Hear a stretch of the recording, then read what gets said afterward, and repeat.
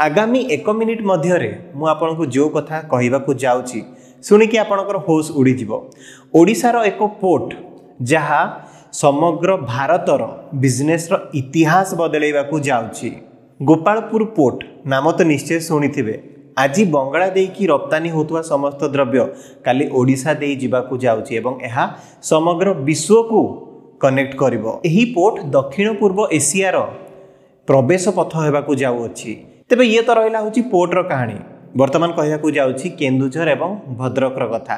केन्दुझर एवं भद्रक रे iron ore value addition project चालू अछि। माने केन्दुझर रु जेउ सबु कंचामाल बाहर को चली जाउथला ताहा वर्तमान केन्दुझर एवं भद्रक रे प्रोसेसिंग हबो, जहा फल रे बहुत संख्या रे नियुक्ति मध्य क्रिएट होई पारिबो। तेबे शक्ति दिगरे देखंतु आदानी पावर नीलांचल तापज विद्युत 2.4 जिगावाट शक्तिर पावर प्लांट बनियाकू जाउअछि। अर्थात इस्पात एवं एल्युमिनियम सहित एठारू विद्युत मध्य उत्पादन हेबाकू जाउअछि।